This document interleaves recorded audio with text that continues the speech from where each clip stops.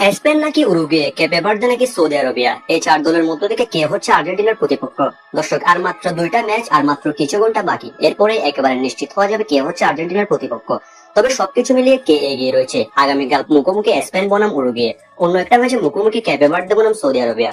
দর্শক, আপনারা ইতিমধ্যে অবগত হয়েছেন যে এবারের বিশ্বকাপের নকআউট পর্বে আর্জেন্টিনা রাউন্ড অফ 32 খেলবে গ্রুপ এইচ এর রানার আপ দলের সাথে। কেননা আর্জেন্টিনা ইতিমধ্যে যে গ্রুপের চ্যাম্পিয়ন, যে কারণে ফিফার নিয়ম অনুযায়ী এইচ গ্রুপের রানার আপ দলের সাথে আর্জেন্টিনা খেলবে। এবার চলুন দেখে নেওয়া যাক এইচ গ্রুপের অবস্থা। দর্শক, এইচ গ্রুপে বর্তমানে স্পেন আছে 1 নম্বরে, উরুগুয়ে 2 নম্বরে, কেপে ভার্দে 3 নম্বরে এবং সৌদি আরবিয়া আছে 4 নম্বরে।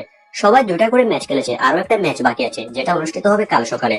কাল সকালে স্পেন মুখোমুখি উরুগুয়ের বিপক্ষে, কেপে ভার্দে মুখোমুখি সৌদি আরবের বিপক্ষে।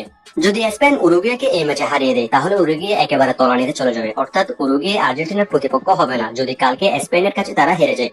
অন্যদিকে দ্বিতীয় ম্যাচ কেপে ভার্দে বনাম সৌদি আরবিয়া, এই ম্যাচটির উপরে অনেকাংশে নির্ভর করছে কেমন হতে চলেছে আর্জেন্টিনার প্রতিপক্ষ। দর্শক, এই ম্যাচে যদি কেপে ভার্দে জয় পায় তাহলে কেপে ভার্দে নিশ্চিতভাবে আর্জেন্টিনার প্রতিপক্ষ হবে নকআউট পর্বে, অর্থাৎ রাউন্ড অফ 32-এ।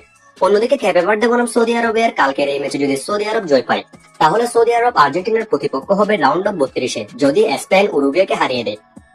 এখনো পর্যন্ত পরিসংখ্যান এবং সব মিলিয়ে কেপে ভার্দে এগিয়ে রয়েছে। এখন দেখা যাক কালবোরের ম্যাচগুলোতে কি হয়। কালবোরে কেপে ভার্দে বনাম সৌদি আরবের এই ম্যাচটির দিকে নজর থাকবে আর্জেন্টাইন ভক্তদের। ইতিমধ্যে ব্রাজিলের প্রতিপক্ষ নিশ্চিত হয়েছে, ব্রাজিল নকআউট পর্বে অর্থাৎ রাউন্ড অফ 32-এ জাপানের মুখোমুখি। বলা চলে তারা তুলনামূলক কঠিন প্রতিপক্ষ পেয়েছে। এখন দেখা যাক আর্জেন্টিনা কাকে পায়, কেপে ভার্দে না সৌদি আরবকে। দর্শক, আপনি কাকে প্রতিপক্ষ হিসেবে চান, কেপে ভার্দে, সৌদি আরব নাকি উরুগুয়ে? সেটা কমেন্টসে অবশ্যই জানিয়ে দিবেন।